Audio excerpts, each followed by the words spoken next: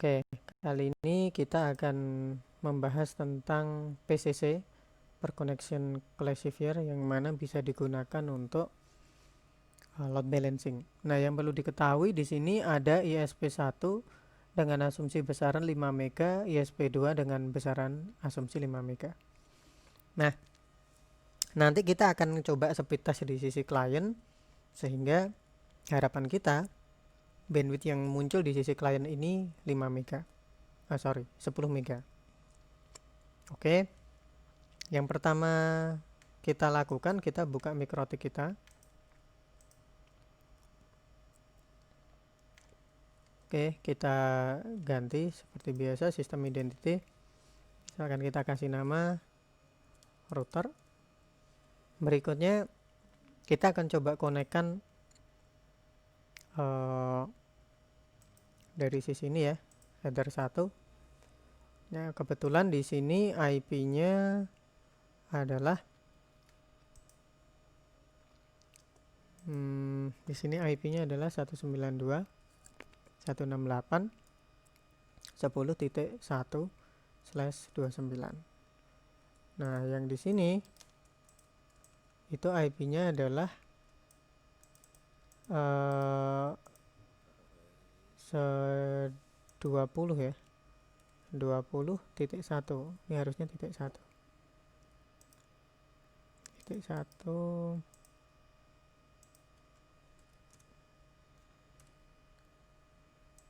Sehingga di sini ether 1 nanti kita akan set IP-nya adalah 10.2. Ya, yang ini akan kita set 10.2. Dan yang ini akan kita set 20.2.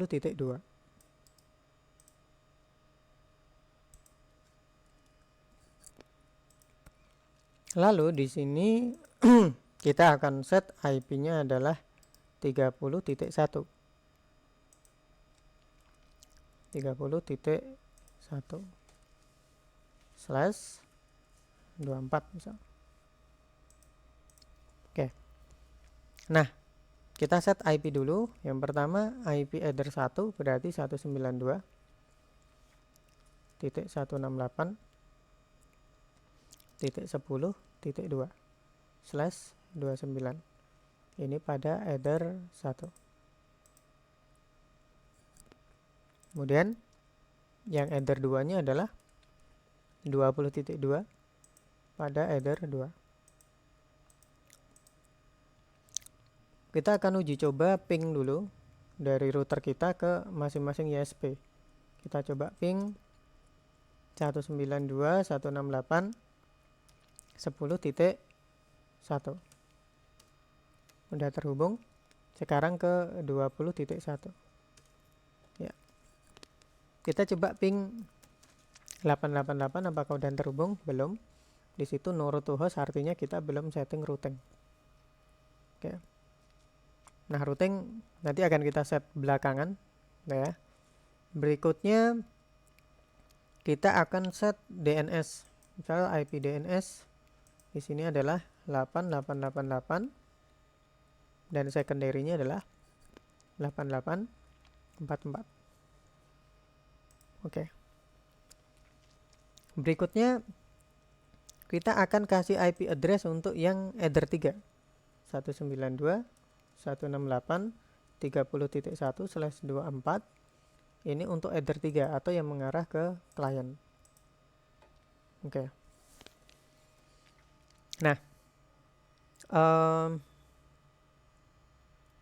berikutnya kita setting IP firewall NAT.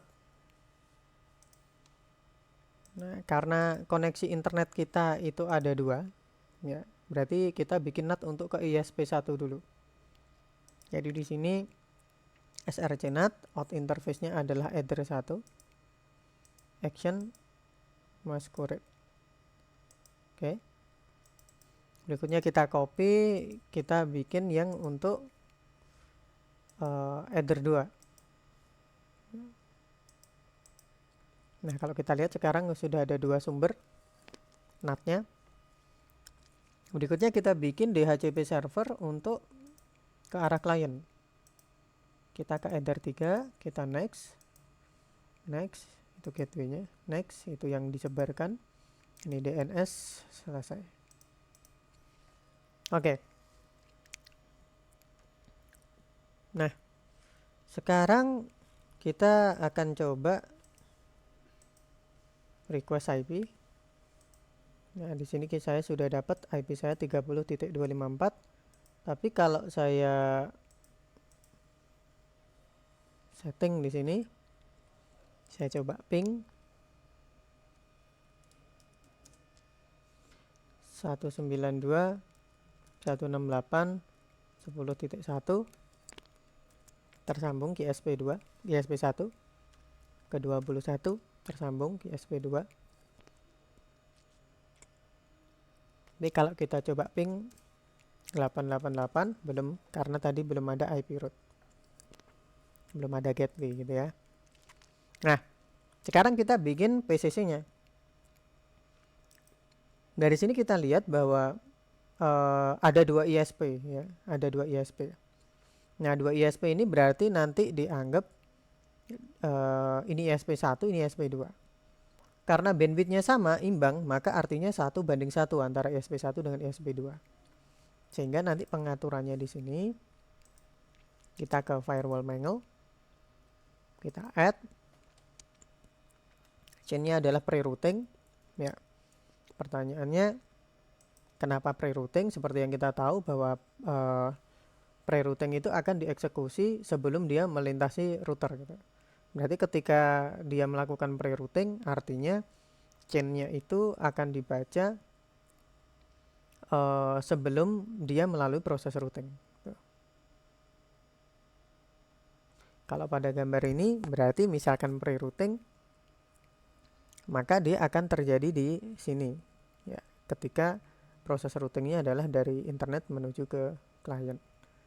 Atau kalau dari klien ke internet, maka prosesnya ada di sini. Jadi sebelum dia melalui proses routing.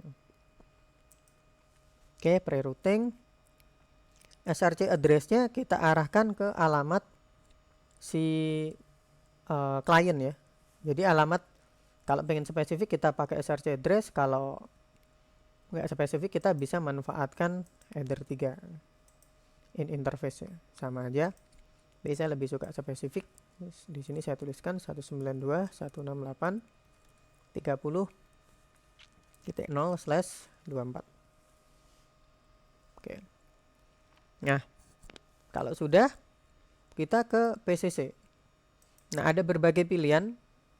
Ya, ada berbagai pilihan, bisa pakai SRC address, bot, dan seterusnya. Saya lebih suka pakai SRC address and port. Nah, ISP kita ada 2, berarti di sini ada 2. Nah, 0 ini artinya ISP yang pertama, jadi dimulai dari angka 0. Jadi yang kiri ini adalah total ISP-nya, yang kanan adalah ISP yang mana yang mau kita gunakan. Kemudian kita buat actionnya adalah mark packet, yang mana new packet nya kita namakan ISP1. Jangan lupa pass-through-nya dihilangkan. Kemudian apply. Lalu kita copy, pre-routing sama, IP-nya juga 30, karena nanti asumsinya mengarah ke SRC address itu ya. Ya, nah, habis ini saya coba jelaskan. Yang ini berarti 21, karena ISP-nya 2, dan ini adalah ISP yang kedua gitu ya. Karena tadi dimulai dari 0, berarti kalau yang kedua adalah 1.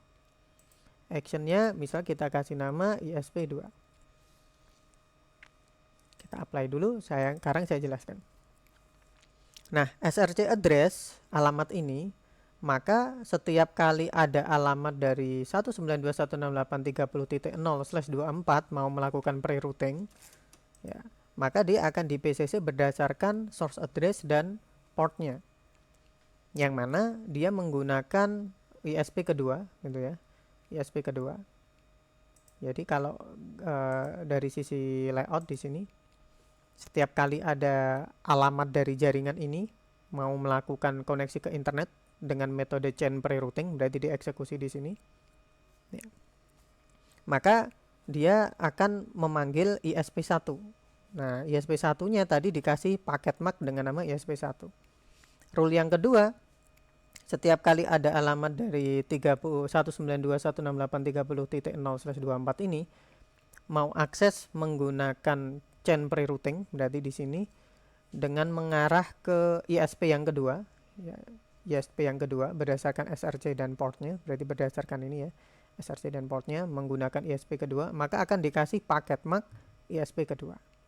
Nah, itu pembacaan mangelnya. Berikutnya mangel sudah jadi. Selanjutnya kita tinggal bikin atau kita tinggal buat IP route ya untuk gateway-nya. Nah, kita add, berarti DST address-nya bisa kemana aja. Gateway-nya berarti ke 192.168.10.1.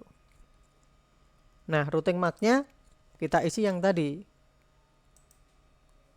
Oh, mohon maaf, ada sedikit kekeliruan. Bukan MAC paket ya, tapi MAC routing, mohon maaf. Karena ini routing. Berarti tadi namanya adalah ISP1. Yang ini adalah MAC routing. ISP2. Nah, sehingga di sini kita panggil ini ISP1. Nah, supaya kalau misalkan linknya lagi down, dia bisa memberikan informasi, sebenarnya nanti bisa pilih check gateway dengan asumsi nanti check gateway ini dikombinasikan dengan failover sebenarnya. Nah, sementara gini dulu, kita apply, kita copy. Sekarang yang kedua adalah yang 20.1, yang mana routing MAC-nya kita arahkan ke ISP2. Nah, sudah kita oke. Oke, ketika kita klik new terminal dan kita ping 88 di sini, ya dia tetap no route to host. Kenapa? Karena pada saat kita buka IP route, ya, maka alamat si router itu dipaksa melewati ISP1, yang mana ISP1 tadi kalau dari sisi layout dia ke arah sini, ISP2 ke arah sini. Sehingga si router ini itu belum memiliki gateway sebenarnya. Ya, belum memiliki gateway. Jadi gateway ISP1 sama ISP2 itu tadi seolah-olah adalah miliknya si PC. Tuh. Nah, gimana supaya ini juga masih tetap bisa internet? Maka pilih salah satu jalur yang digunakan sebagai jalur untuk failovernya. Misal di sini gateway-nya berarti 192.168.10.1, misal jalur 1 ya. Cek gateway-nya ping.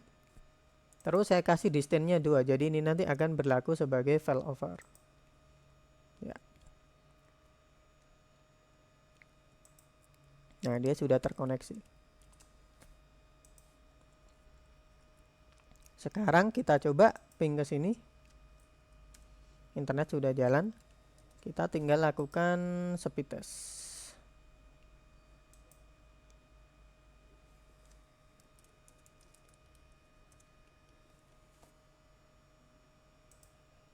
Oke, kita akan coba buka di sini adalah interface ya untuk ngecek traffic. Sekarang kita akan lakukan speed test.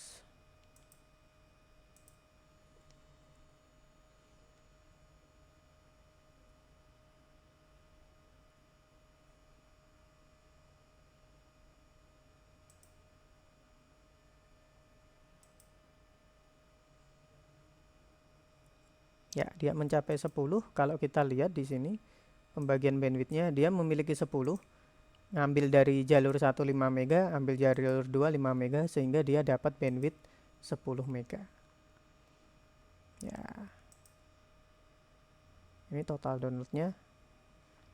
Sekarang upload-nya kita cek di sini. Dia 10 mega. Ya. Ini 5 mega, 5 mega. Oke. Nah, demikian load balancing menggunakan metode PCC sehingga bandwidth 5 mega ditambah 5 mega jadi 10 mega. Oke, itu saja yang dapat saya sampaikan. Silahkan dicoba, mudah-mudahan bermanfaat. dan selamat gabungkan bandwidth menjadi lebih besar. Oke, practice make a better.